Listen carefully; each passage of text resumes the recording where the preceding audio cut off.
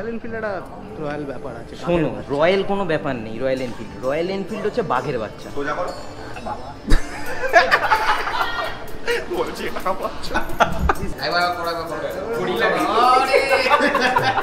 তুই খুলেও ফেলেছিস? তোর তো অল নিউ 2025 হান্টার 350। এই যে কালার যেটা রয়েছে, এই কালারটা কিন্তু রিও হোয়াইট কালার।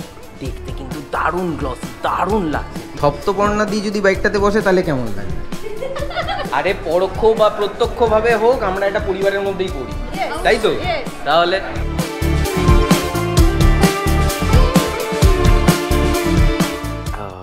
লাস্ট 3-4 দিন ধরে একটু ডিস্টার্ব আছি। পার্সোনালি কোনো ডিস্টারবেন্স নেই, মানে যেটা আছে সেটা তো আছে, দ্যাট ইজ ওকে। বাট কিছুদিন আগে আমাদের রাজ্যে বহরমপুর, মুর্শিদাবাদ বলো, এই সমস্ত জায়গায় কিছু ঘটনা ঘটলো, তার এফেক্ট পড়লো। আমাদের পশ্চিমবঙ্গে গত বছর ডাক্তাররা রাস্তায় নেমেছে, এবছর শিক্ষকরা রাস্তায় নেমেছে। এরকম নানা ধরনের জিনিসপত্র, আমরা তো সামাজিক জীব, আমাদের কিছু দায়বদ্ধতা থেকে যায়। তো সেই জায়গায় দাঁড়িয়ে মানে আমার এই জিনিসগুলো, এই ঘটনাগুলো আমার মনের মধ্যে একটু হলেও প্রভাব ফেলেছে যে কি হচ্ছে এই জিনিসগুলো। ঠিক আছে, চলো কিছুটা হলেও যতটা সম্ভব মানিয়ে নিয়ে চলা যায়। তারপরে ঘটছে আমাদের দেশে মানে আমি হাসছি, হয়তো আমার মুখে এখন এই মুহূর্তে হাসি রয়েছে, বাট এটা হাসিটাকে নিও না। আমাদের ভূস্বর্গ, সেখানে এই রকমভাবে নৃশংস হত্যালীলা চললো। ডেকে ডেকে জিজ্ঞেস করে মারা হলো। তার মধ্যে একজন নবদম্পতি, তাকে মারা হলো, যে নৌসেনায় কিন্তু রয়েছে। আমি টিভিতে নিউজে সেই মেয়েটার জবানি শুনছিলাম যখন সে বয়ান দিচ্ছিল। এবং আমাদের কলকাতার যে মহিলাটি, যিনি তার পরিবারকে নিয়ে গেছিলেন, তার হাজব্যান্ড এবং তার মেয়ে, আমি তারও জবান শুনলাম। এই সমস্ত জিনিসপত্র শুনে না তখন অ্যাগ্রেশনটা না একটু বেশি বেড়ে যায়। মানে শুধুমাত্র আমার এটা ব্যক্তিগতভাবে হয় কিনা আমি জানি না, তোমাদেরও হয়তো হয়, অ্যাগ্রেশনটা একটু বেশি বেড়ে যায়। তখন মনে হয় যে দায়িত্বটা নিজে হাতে তুলে নেই এবং তুলে নিয়ে যা করার করে দিই, তারপরে যা হবে দেখা যাবে। তো আমার ব্যক্তিগতভাবে মনে হয় যে এই ধরনের জিনিসপত্রগুলো যখনই ঘটে, তখন ওই যে ওয়েডনেসডে সিনেমাটা দেখেছিলে তো, তো ওই সিনেমাটার মতোই ককরোচ যদি বাড়িতে থাকে তাহলে তো নিজেদেরকেই পরিষ্কার করতে হয় না, সেই দায়িত্বটা নিজেদেরকেই নিতে হবে, এরকম মনোবৃত্তি চলে আসে। আমারও সেই মনোবৃত্তিটা আসছিল। তারপর ভাবলাম না, ঠিক আছে, দেশের আমাদের যে বর্ডারে যে সেনা রয়েছে, সেই সেনাদের উপরে আমার অগাধ বিশ্বাস ভরসা রয়েছে। কারণ অতীত সেই রকমই কথা বলছে যে তারা কিছু অ্যাকশান নিয়েছে এবং সেই অ্যাকশানের ওপর ভিত্তি করে একটু সময় লাগবে, হয়তো এর উত্তর বা এর প্রত্যুত্তর ভারতবর্ষ দেবে। আর একটা জিনিস আমি যতদূর ইতিহাস জানি, ভারতবর্ষ কোনোদিনও প্রথমে হামলা করেনি। ভারতবর্ষ আঘাত সহ্য করে গেছে, কিন্তু যখনই সহ্যের বাইরে চলে গেছে তখন কিন্তু প্রত্যাঘাত করেছে। আর যখন সে প্রত্যাঘাত করে তখন কিন্তু হিলা ডালা না। ঘড়িতে সময় হচ্ছে 10টা 21। আজকে অনেক দিন বাদে আর্লি বেরোতে পারছি, অনেক দিন বাদে। এটা হওয়ার একমাত্র কারণ হচ্ছে সকাল সকাল তাড়াতাড়ি ঘুমটা ভেঙে যাওয়া। আর বাই দ্য ওয়ে দেখিয়ে দিই, কিছুদিন আগে আমি এখানে অয়েল সিলটা চেঞ্জ করেছিলাম ফর্কের, আবার কেটেছে, মানে দুটোই, সিঙ্গেল নয়, দুটোই কেটেছে। তো আমি তো এটাই চালাচ্ছি এখন লোকালে, ডমিনার একটু রেস্টে আছে। বাট আজকে বেরোবে। এই জাস্ট স্নান করে এলাম, কেউ বলবে, তাও বাড়ি থেকে বেশি দূরে নয়, খুব বড় জোর হলে 1.5 থেকে 2 কিলোমিটারের মধ্যে আমি এসছি আমার স্টোরে, তাও আবার বাইক চালিয়ে। কেউ বলবে বাইরে রোদের তেজ, 10:30টার সময় রোদের তেজ যদি এরকম হয় তাহলে এরপরে 12টায় ছেড়ে দাও, আর ভেবেও লাভ নেই। আমার ভেবেই কেমন একটা গরম গরম লাগছে।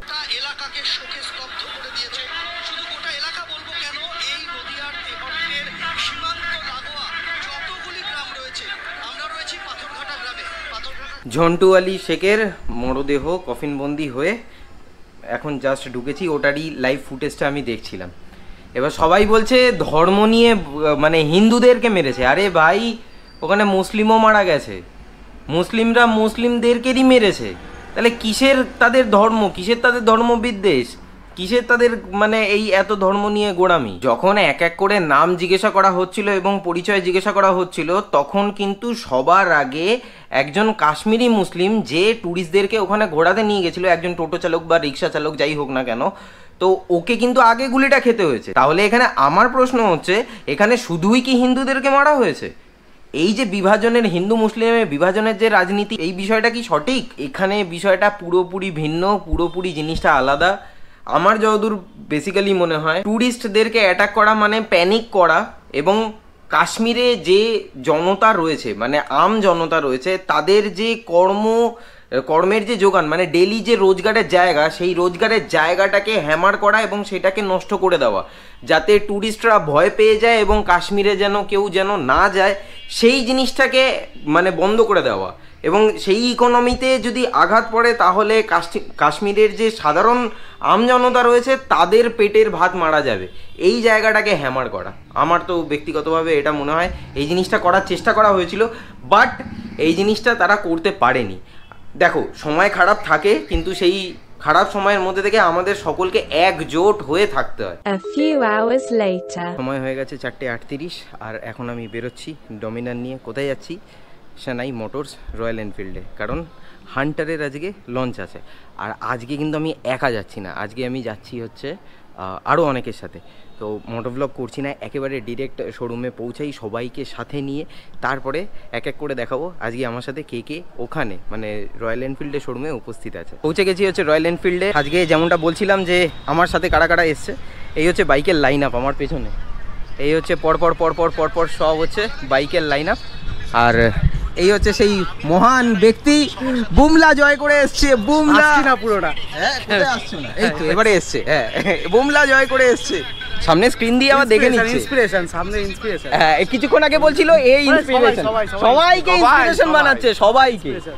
আজকে ধরে নিয়ে এসেছি, আজকে একটা মোটামুটি এখান থেকে বাগের তার সঙ্গে করেছি। হ্যাঁ সেটাই। হ্যাঁ, কি বলছো? আজকে এখানে এসেছি, একটা বাঘের বাচ্চা কিন্তু নিয়ে যাবো। হ্যাঁ একদম, ওই কারণে তো ওকে নিয়ে আসা। এখানে চলে এসছে গোচু, গলু, কি খবর? ভালো। NS, mister NS. আর এই যে এইখানে কি হলো বাবা, এত শান্ত কেন? শান্তই তো। হ্যাঁ, তুমি শান্ত? বলবো নাকি অন ক্যামেরা বলবো? এইমাত্র কি হচ্ছিল, অন ক্যামেরা দেবো নাকি? হ্যাঁ, কাকিমা দেখে কিন্তু। আচ্ছা থাক, চল ভেতরে চল। আচ্ছা, তুমি তো রয়্যাল এনফিল্ড একটা নিতে পারো। রয়্যাল এনফিল্ড একটা নিতে পারি, একটা কেটিএম নিতে পারি, কটা নিতে পারি? মানে কটা মানে যে একটাই নিতে হবে যেটা দিয়ে তুমি ট্যুর করবে। আর নেতাজি তো সাথেই আছে, ওটা সিটি রাইডের জন্য। ভাবনা চিন্তা করছি, কোনটা নেবো কিছু ভাবছি। এটা কি একবার দেখা যেতে পারে? ওই যে মানে যেটা আজকে যেটা লঞ্চ ইভেন্টে এসছো আজ, হান্টার। হ্যাঁ, দেখা তো যেতেই পারে। রয়্যাল এনফিল্ড একটা রয়্যাল ব্যাপার আছে। শোনো, রয়্যাল কোনো ব্যাপার নেই। রয়্যাল এনফিল্ড হচ্ছে বাঘের বাচ্চা। বাঘের বাচ্চা না, বাঘ। আমি তো বলি ওটা হচ্ছে সিংহ। ওই ক্লাসিক 650 যেটা এসছে ওটা হচ্ছে সিংহ। বাদ বাকি সব বাঘের বাচ্চা। কি ঠিক বললাম তো সুমিতদা? বাদ বাকি সব বাঘের বাচ্চা, কিন্তু একটাই হচ্ছে সিংহ, একটাই সিংহ, সেটা হচ্ছে ক্লাসিক 650। একদম। কফি খেয়েছে, কফি খেয়েছে, বাইরে যাবে। বলছি এখানে লঞ্চ হবে, একটু ওয়েট করো। খালি বাইরে যাবে, মনটা খালি ফুরুত। কত? মনটা খালি ফুরুত। আসলে বিষয়টা সেটা না, বিষয়টা হচ্ছে এখন মনটা একটু প্রেম পাচ্ছে। মানে গোপন সূত্রে আমি খবর পেয়েছি যে কিছু একটা চলছে বাবু। গরিলায় বসে দেখবে। আর তুমি গরিলায় বসে তুমি কি কিংকং হবে? আমি গরিলা হয়ে যাবো। তাই নাকি? কিংকং। আচ্ছা, তুমি হও কিংকং, আমি ভাই কফি খাই। হ্যাঁ, ফাইনাল জিটি ফাইনাল। হ্যাঁ, 50 হলে। আচ্ছা, আফটার 50 তুমি জিটি চালাবে? ভাই তোমার দম আছে। হ্যাঁ হ্যাঁ, সেটা আফটার 50 চলে যাবে। রয়্যাল এনফিল্ড তখন ব্যাজিং হয়ে যাবে। হ্যাঁ, কফিটা দরকার ছিল, গরম। শো স্টপার কিন্তু শো স্টপার একজনই, আমার ঠিক পেছনে দাঁড়িয়ে আছে। পালিয়ে গেল, যেই ক্যামেরা ঘুরিয়েছি পালিয়ে বসেছে, বুঝতে পারছে না, বলে এটা আমার জন্য না, জানো তো তুমি।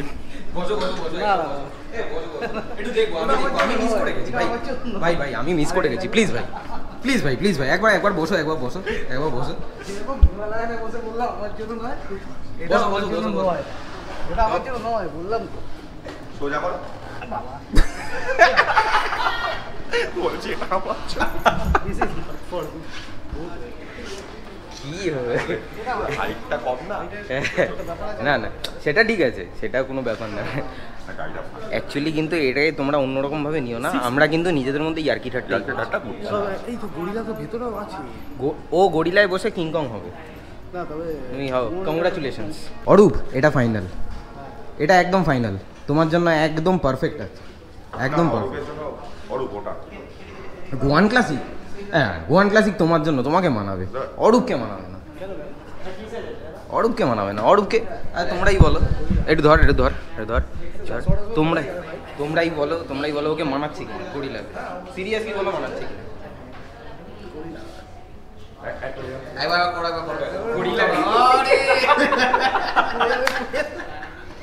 आज 26 এপ্রিল আমাদের আজ লঞ্চিং হচ্ছে হান্টার 350।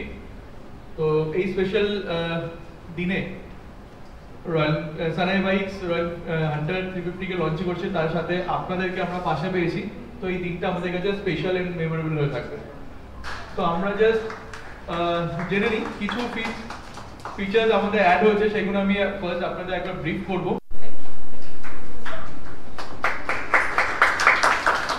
জয়দীপ দাওলা আমাদের অফিসিয়াল এখন ইউটিউবার, আমাদের ইনফ্লুয়েন্সার, প্রত্যেকটা রাজদীপ সরি আপনি আচ্ছা তোমার চ্যানেলের নামটা বলে দাও, তাহলে সবাই একটু লাইক বা যত পোস্ট আসবে একটু সাবস্ক্রাইব করবে। আমার চ্যানেলের নাম আমার নামেই রয়েছে, রাজদীপ পাইন। আমি বেঙ্গলি মোটর ব্লগ করে থাকি এবং বেঙ্গলি লাইফস্টাইল ব্লগ, এবং যেহেতু বাইক চালাতে ভালোবাসি যার জন্য টুকটাক আসি, এসে দাদাদের হেল্পে আমি বাইকটাই নিয়ে একটুখানি চালিয়ে ইমপ্রেশন দেওয়ার চেষ্টা করি। আমি রিভিউয়ার নই, কোনোরকমভাবে প্রফেশনালি আমি রিভিউয়ের মতো কাজ করি না, বাট চালিয়ে যতটুকুনি মনে হয় আমার অভিজ্ঞতা থেকে আমি ইমপ্রেশন দেওয়ার চেষ্টা করি, আর কিছু মানুষ আমাকে দেখে, ফলো করে, ভালোবাসে। Thank you. Thank you. Rajdeep কিন্তু একটা প্রাইজ মেরে দিল। এবার আমাকে ডেকেছে, যেহেতু প্রাইজ পেয়েছি তার জন্য আমাকে ডেকেছে, যাই। আমাদের ডাকেরই। 3 2 1 and start.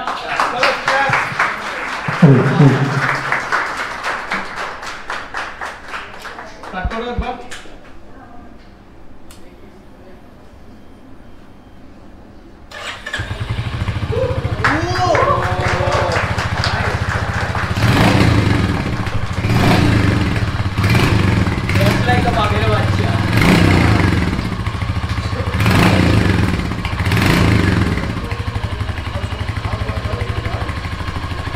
तीन दो एक and start.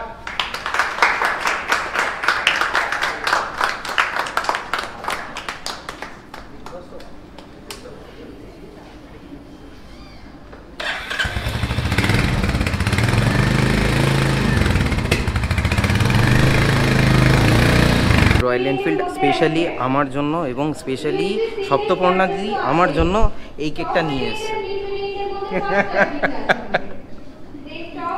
থ্যাংক ইউ এরকম এত বড় কেক আমাকে প্রোভাইড করার জন্য, থ্যাংক ইউ। চলো চলো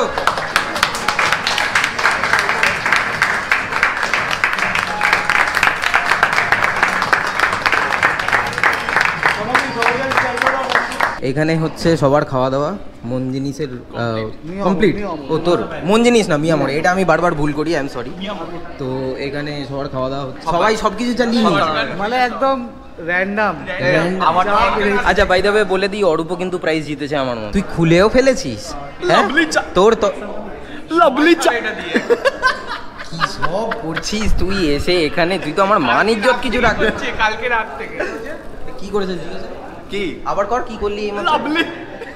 লাভলি মগ দেখে, হান্টারের মগ দেখে বলছে লাভলি লাভলি। তোর তো অরস হয়নি, তুই খুলে ফেলেছিস, বেশ করেছিস, ভেরি গুড। এবার চা খাবে।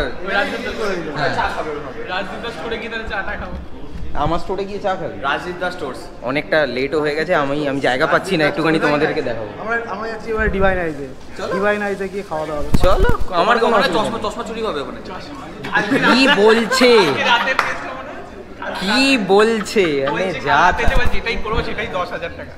কি বলছে বল বল। যেটাই পড়বো সেটাই 10,000। মানে আমার যে কটা ডিসপ্লে কটা রয়েছে সব কটা, যে কটা পড়বে মানে গগলস সব নাকি 10,000 রুপিস প্রাইস। ও এসে যা আবল তাবল যা পারছে বকে যাচ্ছে। তো here it is all new 2025 Hunter 350। এই যে কালার যেটা রয়েছে এই কালারটা কিন্তু রিও হোয়াইট কালার, দেখতে কিন্তু দারুণ গ্লসি, দারুণ লাগছে, ভীষণ আই ক্যাচি। এই হচ্ছে কালার। আর এখন নতুন যে 2025-এর যে হান্টার যেটা লঞ্চ হয়েছে এটার 5খানা কি ফিচার্স রয়েছে। যদি আমি স্টার্ট দিই তাহলে দেখো এখানে এলইডি হেডলাইট সেট আপ রয়েছে, এখানে রয়েছে হচ্ছে ট্রিপার নেভিগেশন, এই হচ্ছে ট্রিপার নেভিগেশন, এই হচ্ছে slipper assist clutch. Ground clearance এখানে কিন্তু বাড়িয়েছে 10 mm, বেড়ে হয়েছে 160। সিট কুশনিং কিন্তু আগের থেকে অনেক বেটার করে দিয়েছে এই বাইকটাতে হান্টারে। আর এই যে কালার যেটা রয়েছে, কালারের 3টে ভেরিয়েন্ট রয়েছে, যেমনটা বলে দিলাম এটা হচ্ছে রিও হোয়াইট কালার, এছাড়া রয়েছে টোকিও ব্ল্যাক এবং তার সাথে সাথে লন্ডন রেড কালার। আর কলকাতাতে অন রোড প্রাইস এখানে একটা ছোট্ট স্ক্রিনশট চলে আসছে, সেটা হচ্ছে কলকাতার অন রোড প্রাইস, তোমরা দেখে নিতে পারো। আর ডেসক্রিপশন বক্স চেক করে নিও, ওখানে কিন্তু সানাই মোটরসের কন্ট্যাক্ট ডিটেলস দেওয়া রয়েছে যদি তোমরা এনকোয়ারি করতে চাও হান্টারের বা আদার কোনো রয়্যাল এনফিল্ড বাইকে। অরূপ অলরেডি টেস্ট রাইড নিয়ে চলে এসেছে। অরূপ, তোমার কেমন লেগেছে? ফাটাফাটি, ফাটাফাটি, স্মুথ। আচ্ছা, আগের যে হান্টার ছিল তার থেকে অনেক বেটার লেগেছে, বিশেষ করে সিট কুশনিং। আচ্ছা, সিট কুশনিং বেটার করে। তোমার হাইট কত? 5'4", 5'5". তুমি একবার বসো, তোমরা তাহলে একদম বুঝে যাবে যে একজন 5'4" বা 5'5" হাইটের তারা হান্টারে বুঝতে পারবে কিনা। এই বসলো অরূপ, বসার পরে কিন্তু একটু বসছে। আচ্ছা, এখানে দেখো মোটামুটি ফ্ল্যাট ফিট, মোটামুটি ফ্ল্যাট ফিট, আর এইদিকেও মোটামুটি কিন্তু ফ্ল্যাট ফিট। এটা হচ্ছে বাঘের বাচ্চার থাম্প এরকমই হয়। শোনো, হ্যাঁ এটা আইডালে রয়েছে। এবার থাম্পটা দাও।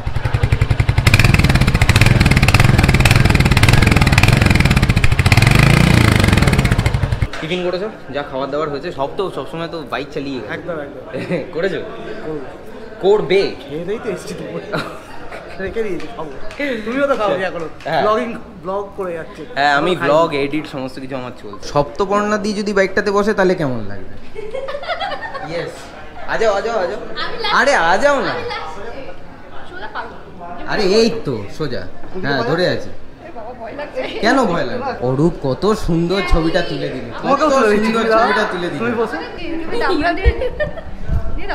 আমি সাথে আসি। হ্যাঁ তোলো না, আমার তাতে কোনো অসুবিধা নেই, আরে পরোক্ষ বা প্রত্যক্ষভাবে হোক আমরা একটা পরিবারের মধ্যেই পড়ি, তাই তো? তাহলে ভেবেছিলাম একসাথে আসবো, কিন্তু দাদার কাজের জন্য দাদা একসাথে আসতে পারিনি, দাদা পরে এসেছে। হ্যাঁ, এ হচ্ছে জয়দা, আর জয়দার সাথে বহু পুরনো সম্পর্ক। বাইকটাতে বসে কেমন লাগছে?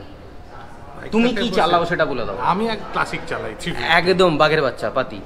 হ্যাঁ, এটা আমার জন্য খুবই ছোট। এক্স্যাক্টলি মানে অ্যাকচুয়ালি হান্টার বাইকটা তো একটু ইয়াংস্টার, একটু কুল লুক দেখার জন্য রয়্যাল এনফিল্ড বার করেছে, তো সেক্ষেত্রে একটু ক্লাসিক মানুষের থেকে ইয়াংস্টাররা এটা বেশি একটু তোমার জন্য গোয়ান ক্লাসিক, একদম পারফেক্ট গোয়ান ক্লাসিক।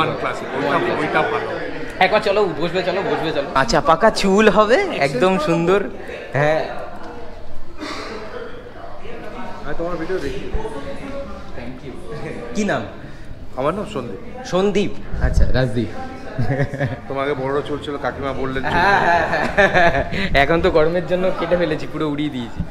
আচ্ছা, এইটা মোটামুটি কাঁচা পাকা চুল হবে, একটা চোখে গগলস হবে, একদম ফাটাফাটি লাগবে। ক্লাসিক হেলমেট, হ্যাঁ রেভেনের এভিয়েটার হবে। এই যে এরকম একটা হেলমেট হবে লেদারের, ব্যাস একদম ফাটাফাটি।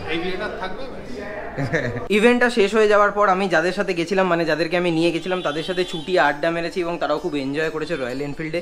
এবং রয়্যাল এনফিল্ডের হসপিটালিটি কিন্তু আমার আজকে ভীষণ পরিমাণে ভালো লেগেছে। কাউকে যদি আন্তরিকভাবে আপ্যায়ন করা হয় তাহলে সেটা কিন্তু সত্যি মন ছুঁয়ে যায়। আজকে সেটা কিন্তু আমার মন ছুঁয়ে গেছে।